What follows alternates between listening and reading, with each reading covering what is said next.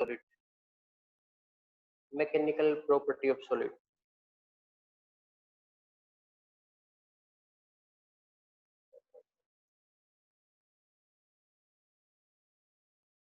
Mechanical property of solids, ये chapter का नाम। तो सबसे पहले हम इसमें पढ़ेंगे डिफॉर्मिंग फोर्स।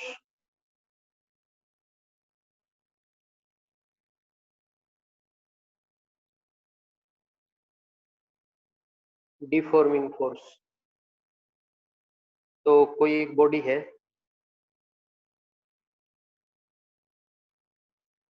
इस सरफेस पे रखी है, इस पे हमने फोर्स लगाया,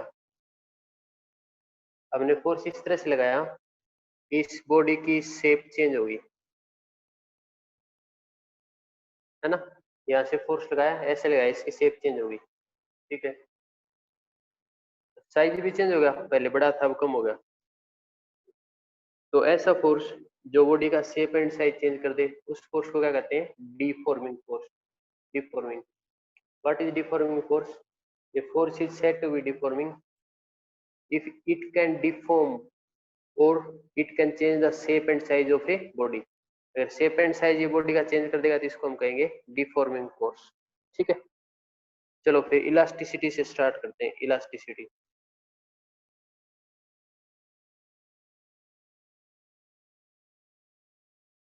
इलास्टिसिटी, इलास्टिसिटी के साथ हमें पता भी होना चाहिए इलास्टिक मटेरियल। इलास्टिक मटेरियल्स, तो देखो फिर, जैसे कोई रबर है, ठीक है, कोई स्प्रिंग है, स्प्रिंग, ऐसे कोई रबर की बॉल है, ठीक है, रबर की बॉल है। अगर इस रबर को हम इधर से पकड़ के खींचे, इधर से पकड़ के खींचे, है ना, इसको थोड़ा खींच के छोड़ देंगे तो ओरिजिनल शेप में आ जाएगा।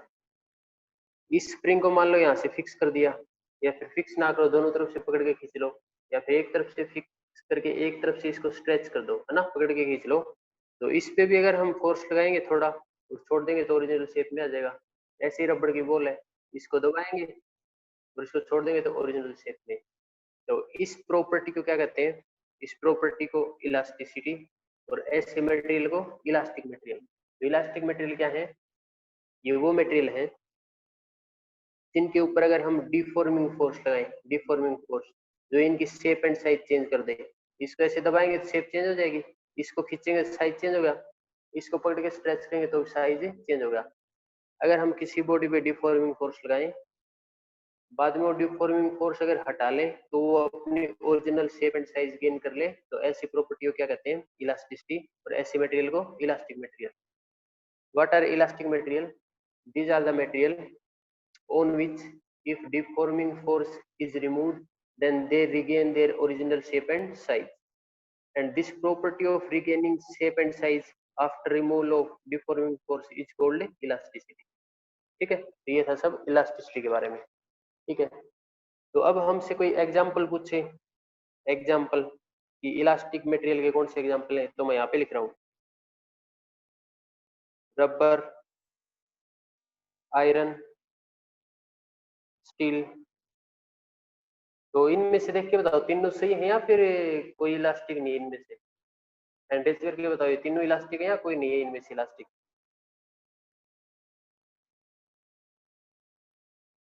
बताओ, हैंडरेज करो और बताओ ये सारे इलास्टिक है या कुछ है? सर चलो वुड बोलो। नहीं है सर, रबर है इलास्टिक।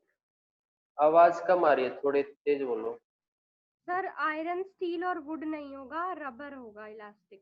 ठीक है, रबर इलास्टिक है शिप्रा की तरफ से। हनी बताओ। Sir rubber is elastic. ठीक है, कोमल बताओ। ऑल आर इलास्टिक, वुड नहीं है। अच्छा, वुड नहीं है। चलो देखो, इधर ध्यान दो।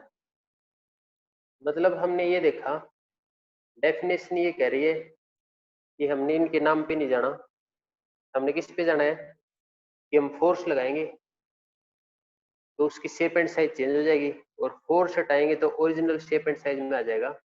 ऐसा मटेरियल क्या है? Elastic material. अब इस पे आ जाओ, आयरन पे।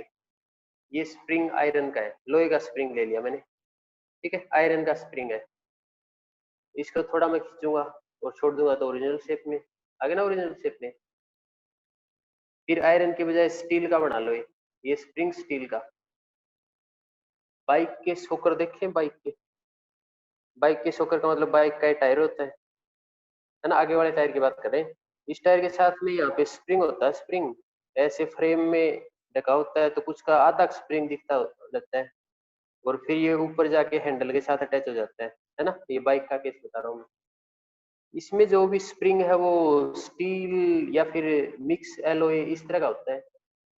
तो जहाँ पे आगे गड्ढा आ गया ना, गड्ढे में बाइक लग गई तो पीछे से एकदम फोर्स लगता है तो स्प्रिंग कंप्रेस हो जाता है, जैसे गड्ढे से बाइक निकली तो एक्सीडेंट हो जाता है, ठीक है ना। तो स्टील तो है इलास्टिक।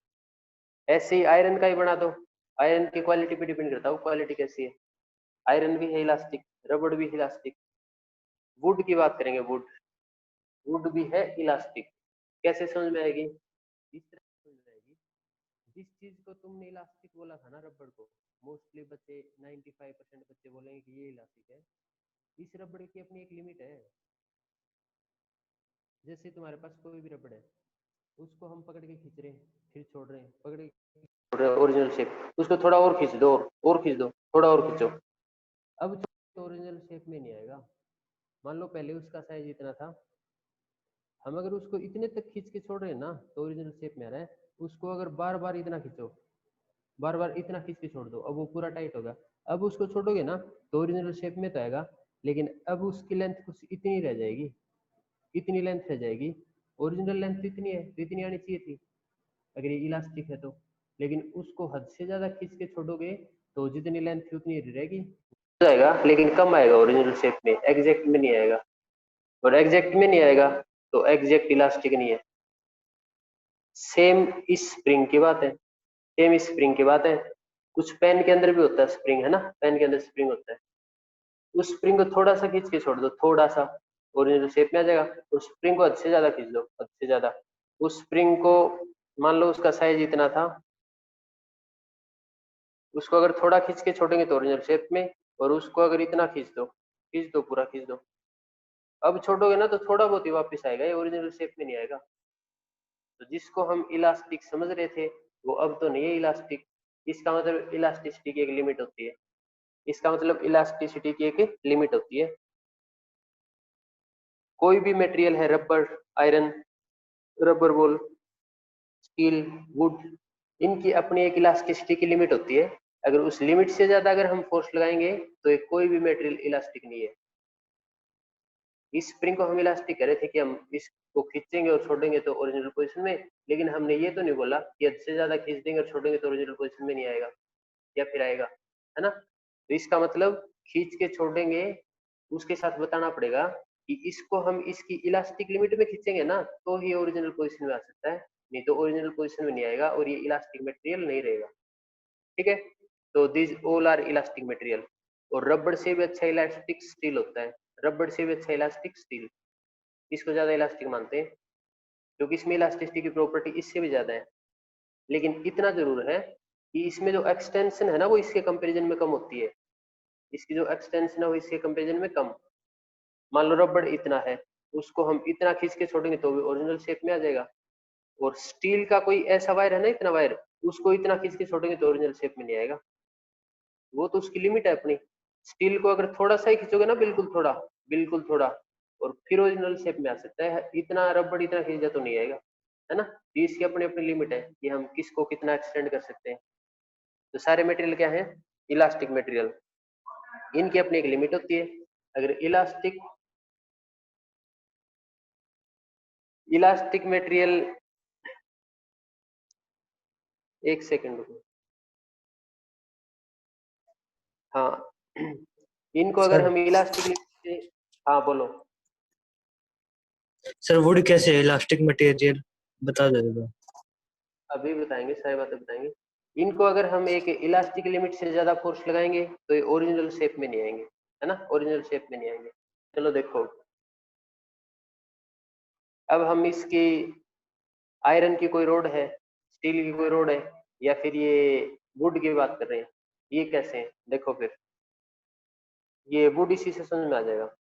जैसे आयरन का एक वायर है ना, आयरन का एक वायर यहाँ से फिक्स कर लो, यहाँ से फिक्स कर लो, ठीक है ना, और इसके साथ में एक स्केल लगा दो, स्केल लगाओ एक, ठीक है, लैब के अंदर ये एक्सपेरिमेंट होते हैं, स्केल लगा दो, ठीक है, एक स्केल खड़ा कर दिया, यहाँ पे 0 है, ये 10 सेंटीमीटर है, 20 सेंटीमीटर फिक्स कर दिया स्केल। इसके नीचे अब वेट लटका देंगे हम, वेट 1 kg 2 kg, और स्केल थोड़ा नीचे करते हैं इसको, यहाँ से 0 स्टार्ट करते हैं, तो ये 10 हो जाएगा, ये 20 और 30, ठीक है, तो यहाँ से स्केल स्टार्ट कर लिया। मान लो इस वायर की लेंथ यहाँ पे आ रही थी, यहाँ पे 10 सेंटीमीटर पे आ रही थी, 10 सेंटीमीटर पे है ना, इस मार्क पे थी, इसके ऊपर हमने वेट लटका दिया, ठीक है, मान लो 2 kg लटका दिया, अच्छी क्वालिटी का वायर है, 2 kg से ये वायर एक्सटेंड इतना नहीं होगा कि हम 2 kg हटा दें तो ये एक्सटेंड ही रह जाए, अच्छी क्वालिटी का वायर है। स्टील की भी क्वालिटी अलग अलग होती है, आयरन की भी क्वालिटी अलग अलग होती है, कुछ तो आयरन के वायर ऐसे होते हैं हम हाथ से तोड़ सकते हैं, कुछ तो नहीं भी टूटते, क्वालिटी पे डिपेंड करता है। इसके ऊपर अगर हम 2 kg वेट लटकाएंगे ना, तो ये पहले इसकी लेंथ 10 सेंटीमीटर के सामने थी ना, 2 kg लटकाते ही ये 10 सेंटीमीटर से थोड़ा नीचे आ जाएगा, थोड़ा नीचे आ जाएगा नीचे, तो 2 kg हटाओगे ना, वापिस उसी शेप में चला जाएगा, वापिस उसी शेप में। तो इसकी एक्सटेंशन की लिमिट कम है, लिमिट कम है, लेकिन इलास्टिक है ये। अगर हम 10 kg लटका देंगे तो मान लो ये वायर इतना आ गया, अब ओरिजिनल शेप में नहीं जाएगा, है ना, क्योंकि हमने इसकी लिमिट से ज्यादा लगा दिया, ठीक है, इसकी एक्सटेंशन की लिमिट कम है। इसी तरह से हम वुड को मान सकते हैं, वुड का मतलब जैसे एक लकड़ी है, ये इसकी एक्सटेंशन की लिमिट थोड़ी ही होती है और हमें ज्यादा दिखाई नहीं देगी कितना ज्यादा एक्सटेंड हुआ है, साथ में ये स्केल लगाओगे ना तभी दिखाई देगा कि पहले स्केल के 10 सेंटीमीटर के पास में था, अब ये नीचे की तरफ चला गया, नीचे की तरफ तो 8 सेंटीमीटर 9 सेंटीमीटर के आसपास आ गए, और 2 kg वेट हटाते ओरिजिनल पोजीशन में आ गया, तो इलास्टिक है फिर तो। ये बारीकी से चीजें तो देखनी पड़ेंगी, साइंस यही है, ऑब्जर्व करना अच्छी तरह से चीजों को। अब अगर हम वुड की बात करते हैं, लकड़ी की बात करते हैं, लकड़ी का जैसे फट्टा है, ये बेंच का फट्टा है ना, फट्टा, इसके ऊपर अगर हम हथौड़ा हमारे पास पास में आराम से थोड़ा मारेंगे ना, तो इसकी शेप में चेंज नहीं आएगा, इसकी शेप में इतना चेंज नहीं आएगा कि हम हथौड़ा हटाने के बाद भी हमें दिख सके, ठीक है, लेकिन इस पे हम जैसे ही हैमर मारेंगे ना, और हैमर इतने फोर्स से मारना है कि ये टूट ना जाए, इसमें गड्ढा ना हो जाए, है ना, क्योंकि टूट जाएगा तो इलास्टिक लिमिट क्रॉस कर गया। तो इस पे हम जैसे ही हैमर से स्ट्राइक करेंगे, तो जिस टाइम पे स्ट्राइक करेंगे थोड़ा नीचे कंप्रेस होगा, थोड़ा नीचे, और हैमर हटाते हमें दिखता है ओरिजिनल पोजीशन में, क्योंकि इसके ओरिजिनल शेप साइज रिगेन करने की एबिलिटी ज्यादा फास्ट है, जितनी फास्ट इसकी है ना, स्टील की या फिर आयरन की, उतनी फास्ट इसकी। इस पे आ जाओ, ये पेन है, इस पेन पे अगर हम कोई भी हथौड़े जैसी चीज आराम से मारेंगे, आराम से मारेंगे तो नीचे जाएगा और छोटी ऊपर भी आएगा, और कई बार तो ऐसे भी हम हाथ से इसको कंप्रेस करें ना, हाथ से, तो कुछ पेन थोड़े वैसे होते हैं इससे कम क्वालिटी के, हाथ से अगर दबाएंगे तो नीचे चले जाएंगे, और छोड़ देंगे तो वापस ओरिजिनल पोजीशन में आ जाएंगे। लेकिन इसके ऊपर अगर हम लिमिट से ज्यादा अगर जोर से थोड़ा मार दें तो ये भी ओरिजिनल पोजीशन में नहीं आएगा, है ना, तो इसके अंदर हम वेरिएशन ज्यादा देख सकते हैं, रबर के अंदर वेरिएशन ज्यादा देख सकते हैं कि बहुत ज्यादा खींच गया और छोड़ा तो ओरिजिनल पोजीशन में, स्टील में, वुड में, या फिर जो हमारा रोड है ना, जिस रोड पे व्हीकल चलते हैं वो रोड भी इलास्टिक है, लेकिन इनकी लिमिट एक्सटेंशन की कम है, इनका साइज हम ज्यादा चेंज नहीं कर सकते, अगर ज्यादा साइज चेंज हो गया तो इसका मतलब लिमिट क्रॉस होगी, फिर ये ओरिजिनल पोजीशन में नहीं आएंगे। तो ये सेम केस वुड का था कि बहुत कम लिमिट तक ये शेप चेंज होगी, तो जैसे ही हटाएंगे तो हमें दिखेगा नहीं कि शेप चेंज हुई है, उसी टाइम ओरिजिनल पोजीशन में आ जाएगा। ऐसे ही रोड पे जो ट्रक चलते हैं ना, ये रोड पे ट्रक चलते हैं, ये ट्रक का टायर है, ठीक है, इस तरह से ये ट्रक चलते हैं, ठीक है, तो जहाँ पे टायर है ना, टायर जहाँ पे टिकता है वहां पे इस तरह से हो जाता है रोड, और जैसे ही टायर आगे जाएगा ओरिजिनल शेप में, ओरिजिनल शेप में। अगर रोड अच्छी क्वालिटी का नहीं है, ट्रक के अंदर लोड बहुत ज्यादा है, तो फिर नीचे ऐसे हो गया ना, तो कई जगह रोड ऐसा भी ट्रक के टायर नीचे लाइन बनी होती है रोडों के ऊपर, जो अच्छी क्वालिटी के रोड ना हो, ठीक है, तो क्वालिटी पे डिपेंड करता है। तो हमारे रोड है वो भी इलास्टिक है, उनमें भी इलास्टिक की एक लिमिट है, तो सभी में इनमें इलास्टिसिटी की एक लिमिट है। अगर फोन अभी डिस्कनेक्ट हो गया तो मैं अभी ज्वाइन कर लूंगा एक बार, ये और हीटिंग दिखा रहा है। चलो ठीक है, इलास्टिक मटेरियल समझ में आ गए सभी को, which can regain original shape and size after removal of external force.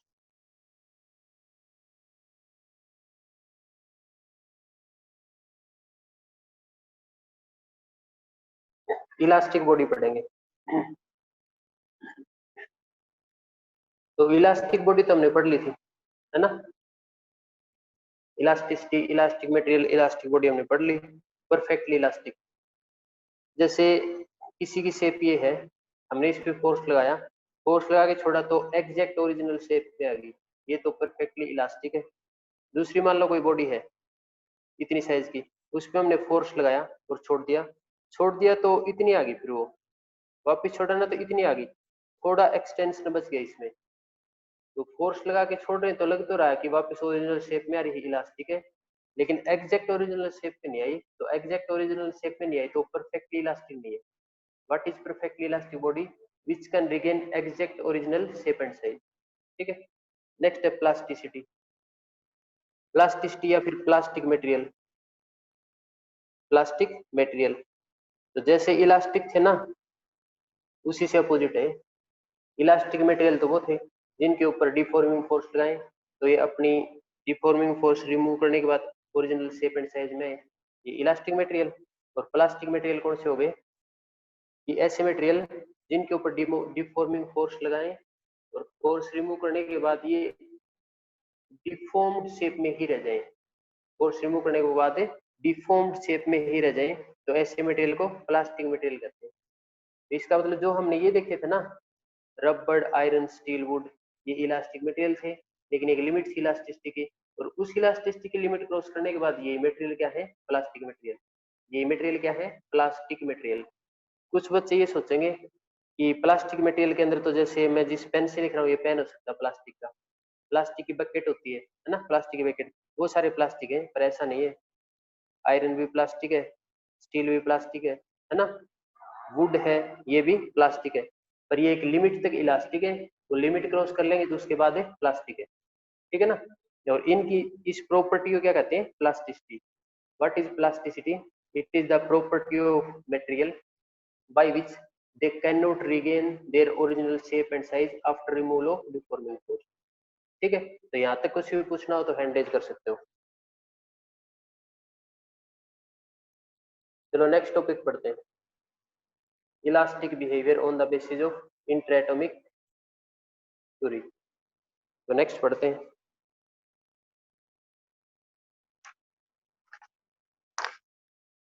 Elastic behaviour.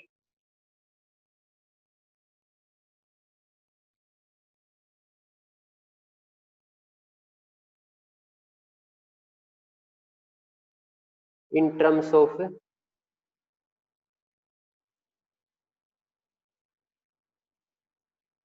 interatomic forces।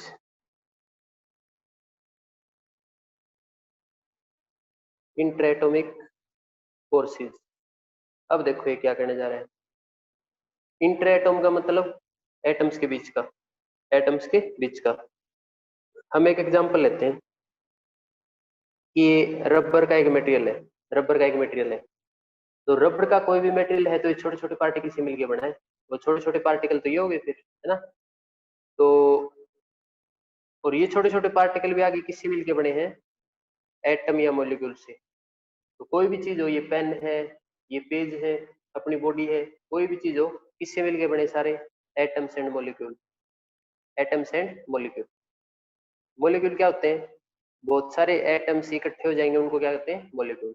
ठीक है, अब ये रबड़ की बॉडी है, इसको मैं कंप्रेस करूंगा तो मैं पहले ये बता देता हूँ कि ये दो एटम है, इन एटम के बीच का डिस्टेंस मान लो ये है, इन एटम के बीच का डिस्टेंस ये है, आर है।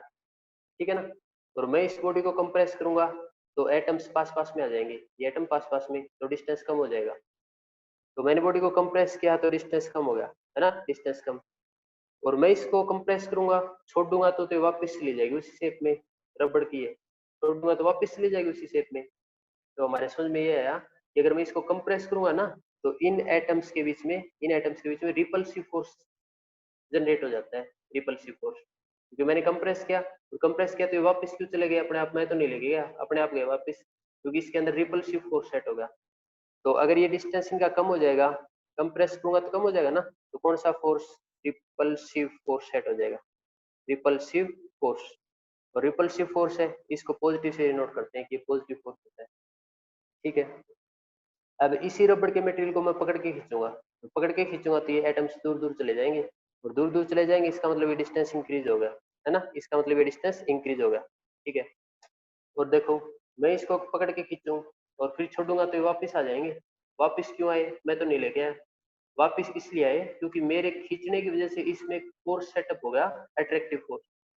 क्योंकि मैं इसको खींच रहा हूँ, फिर मैंने छोड़ दिया तो वापस क्यों आया? मेरे खींचने की वजह से इसके अंदर एक फोर्स जनरेट हो गया, फोर्स स्टोर हो गया जो इसको वापस खींच रहा है। तो मैं ऐसे खींच रहा हूँ तो फोर्स वापस खींच रहा है, तो अट्रैक्टिव फोर्स है। तो मैं अगर इसको ऐसे खींचूं तो डिस्टेंस ज्यादा हो गया, तो डिस्टेंस ज्यादा हो गया तो कौन सा फोर्स बन रहा है इसके अंदर? अट्रैक्टिव फोर्स, अट्रैक्टिव फोर्स, ठीक है। और अट्रैक्टिव फोर्स को नेगेटिव से रिप्रेजेंट करते हैं, नेगेटिव, ठीक है। तो अब हमने इसका ग्राफ बनाना है, इसका, इसके अंदर जो फोर्स जनरेट हो रहा है उसका, और जो डिस्टेंस हम ये इंक्रीज कर रहे हैं और डिक्रीज कर रहे हैं इसका। तो फोर्स का और डिस्टेंस का ग्राफ बनाएंगे हम, फोर्स का और डिस्टेंस का ग्राफ बनाएंगे। ये फोर्स है एटम के बीच का फोर्स, है ना, इंटर एटॉमिक फोर्स। ये डिस्टेंस क्या है? एटम के बीच का डिस्टेंस, इंटर एटॉमिक डिस्टेंस। तो ये इंटर एटॉमिक डिस्टेंस या फिर इंटर एटॉमिक सेपरेशन भी कह देते हैं इसको, इंटर एटॉमिक, इंटर एटॉमिक का मतलब एटम के बीच, तो एटम के बीच की सेपरेशन या फिर डिस्टेंस कह सकते हो, ये इंटर एटॉमिक फोर्स।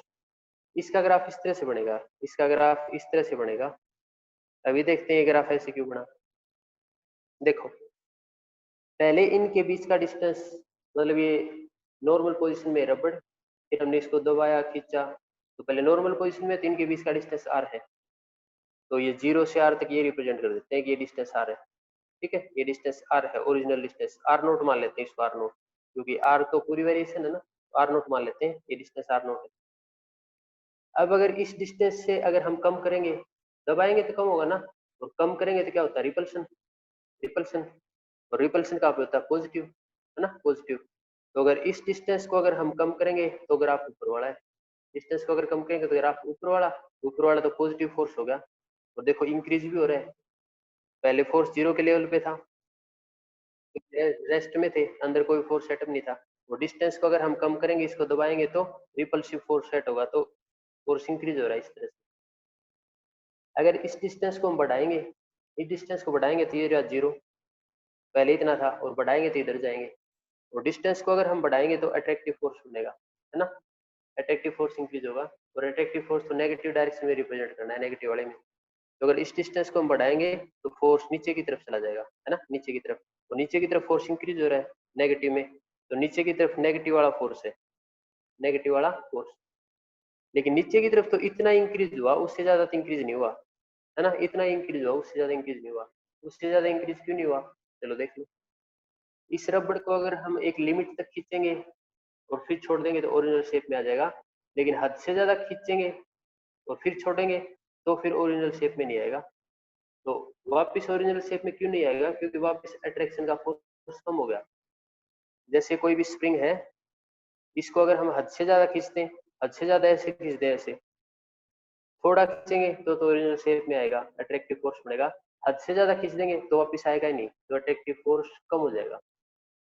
तो ये डिस्टेंस हम बढ़ा रहे हैं, मतलब पकड़ के खींच रहे हैं तो डिस्टेंस बढ़ रहा है ना, तो ये डिस्टेंस हम बढ़ा रहे हैं, तो एक लिमिट तक ही अट्रैक्टिव फोर्स इंक्रीज होगा, उसके बाद अट्रैक्टिव फोर्स डिक्रीज हो जाएगा, ठीक है ना, डिक्रीज हो जाएगा। तो ये ग्राफ है इंटर एटॉमिक फोर्स और इंटर एटॉमिक सेपरेशन के बीच का, ठीक है। ये डिस्टेंस हम कम कर रहे हैं, इसका मतलब इसको दबा रहे हैं तो रिपल्शन होगा। और डिस्टेंस हम ज्यादा कर रहे हैं, इसका मतलब इसको हम स्ट्रेच कर रहे हैं, तो छोड़ेंगे तो वापस आएगा ना, इसका मतलब अट्रैक्शन होगा। अट्रैक्टिव फोर्स नेगेटिव होता है, तो नीचे वाला सारा अट्रैक्टिव फोर्स है और ऊपर वाला सारा रिपल्सिव फोर्स है, ठीक है। ये इसकी एक्सप्लेनेशन है। चलो नेक्स्ट पढ़ते हैं। नेक्स्ट हम पढ़ेंगे स्ट्रेस। तो स्ट्रेस तो कुछ बच्चे बोलते रहते हैं हम स्ट्रेस में है, ये वो है, क्या होती है स्ट्रेस?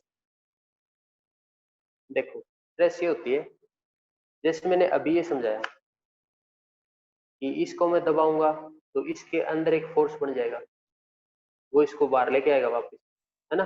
तो इसके अंदर जो फोर्स सेटअप होगा ना, अंदर जो फोर्स स्टोर हो गया, रिस्टोर्ड फोर्स, उसी को कहते हैं स्ट्रेस। तो स्ट्रेस क्या है? Restored force per unit cross sectional area. ये अगर बॉडी ऐसी है तो इसका क्रॉस सेक्शनल एरिया आगे से ऐसा होगा, इसको क्रॉस सेक्शनल एरिया कहते हैं, है ना, आगे से जो होता है। अगर बॉडी इस जैसी है तो इसका क्रॉस सेक्शनल एरिया सर्कुलर होगा। तो इस बॉडी को हम कंप्रेस करेंगे, एक्सटेंड करेंगे, तो इसके अंदर फोर्स बनेगा, वो फोर्स इसके अंदर स्टोर हो जाएगा, जो बॉडी को वापस ओरिजिनल शेप में लेके आएगा। तो इसी restored force per unit cross sectional area को क्या कहते हैं? Stress. What is stress? It is the restored force per unit cross sectional area in a body. ठीक है, इसकी यूनिट क्या होंगी? इसकी यूनिट हो जाएगी न्यूटन पर मीटर स्क्वायर, क्योंकि एरिया है, एरिया की यूनिट मीटर स्क्वायर ऊपर लेंगे तो पर मीटर स्क्वायर। ठीक है ना। फिर है किस तरह का फोर्स इसमें स्टोर हो सकता है ना, मतलब कितने टाइप की स्ट्रेस है। तो स्ट्रेस के टाइप पढ़ेंगे। स्ट्रेस का फर्स्ट टाइप अगर हम पढ़ेंगे तो टेंसाइल स्ट्रेस कहते हैं, टेंसाइल स्ट्रेस। दूसरा अगर हम पढ़ेंगे तो कंप्रेसिव, कंप्रेशनल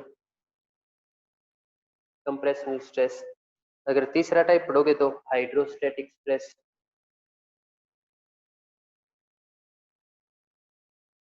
हाइड्रोस्टैटिक स्ट्रेस। अगर फोर्थ टाइप पढ़ेंगे तो टेंजेंशियल और शियरिंग स्ट्रेस भी कहते हैं इसको, शियरिंग स्ट्रेस। ठीक है। टेंसाइल स्ट्रेस, स्ट्रेस का मतलब क्या होता है? रिस्टोर्ड फोर्स या फिर stored force per unit cross sectional area in a body. इसके यूनिट क्रॉस सेक्शनल एरिया में कितना फोर्स स्टोर हो रहा है, ये यूनिट क्रॉस सेक्शन है ना इसका, यहाँ पे भी आगे वाला क्रॉस सेक्शन है, इस यूनिट क्रॉस सेक्शन में कितना फोर्स स्टोर हो रहा है उसको क्या कहते हैं? स्ट्रेस। तो अलग अलग टाइप की होगी। अगर इस बॉडी को हम खींचेंगे तो इसकी लेंथ इंक्रीज होगी, इस बॉडी को हम खींचेंगे तो इसकी लेंथ इंक्रीज होगी, और खींचेंगे तो भी इसमें फोर्स स्टोर होगा, है ना, जिसको वापस लेके आएगा। तो जब बॉडी की लेंथ इंक्रीज होती है उस टाइम पे जो भी स्ट्रेस पड़ेगी वो टेंसाइल स्ट्रेस। फिर हम इसको कंप्रेस करेंगे, कंप्रेस करेंगे लेंथ डिक्रीज होगी, तो जब लेंथ उसकी डिक्रीज होगी उस टाइम पे जो भी स्ट्रेस पड़ेगी वो कंप्रेशनल स्ट्रेस। जब किसी भी बॉडी को हम चारों तरफ से फोर्स लगा रहे हैं, इसको तो दो तरफ से लगा रहे हैं, इधर या फिर इधर, या फिर एक तरफ से भी लगा सकते हैं, यहाँ से फिक्स कर दो और इधर से लगा रहे हैं, है ना। अगर किसी बॉडी को हम चारों तरफ से फोर्स लगा रहे हैं, चारों तरफ से फोर्स मतलब इधर से भी, ऊपर से भी और बैक साइड से भी, चारों तरफ से फोर्स लगा रहे हैं, चारों तरफ से अगर उसको हम कंप्रेस कर रहे हैं उस टाइम पे जो भी स्ट्रेस पड़ेगी उसको hydrostatic stress. What is hydrostatic stress? It is a stress developed in a body when it is applied और it is subjected to forces from all side. इस पे हम फोर्स है वो सभी साइड से लगा देते हैं, तो उस टाइम पे इसके अंदर जो भी फोर्स स्टोर होगा ना उसको हाइड्रोस्टैटिक स्ट्रेस कहते हैं। नेक्स्ट है टेंजेंशियल स्ट्रेस। टेंजेंशियल स्ट्रेस तब बनती है, देखो ये एक बॉडी है, यहाँ से नीचे से हमने फिक्स कर दी, ये बॉडी फिक्स कर दी, और इसकी टेंजेंट के अलोंग फोर्स लगाएंगे, टेंजेंट के अलोंग फोर्स। तो नीचे से तो फिक्स है, और नीचे से फिक्स है तो ये ऊपर से टेढ़ी हो जाएगी, है ना, ऐसे फोर्स लगाएंगे तो, क्योंकि नीचे से फिक्स है और ऊपर से हम फोर्स लगा रहे हैं, ऐसा फोर्स जो इसको डिफॉर्म कर दे, तो इसकी शेप ऐसी हो जाएगी, है ना। तो डिफॉर्म हो गया अभी, लेकिन इसकी लेंथ और ब्रेड्थ जितनी थी उतनी ही है, सेम है, बस ये डिफॉर्म होगी। तो इस टाइम पे इसमें जो भी स्ट्रेस पड़ेगी वो कैसी? टेंजेंशियल स्ट्रेस या फिर शियर स्ट्रेस कहते हैं, SHEAR, शियर स्ट्रेस। ठीक है। तो क्या टाइप की स्ट्रेस है फिर देख लो। स्ट्रेस होता है restored force per unit cross sectional area. Body को हम खींचेंगे तो फोर्स स्टोर होता है, तो लेंथ इंक्रीज होगी तो कौन सी स्ट्रेस? टेंसाइल।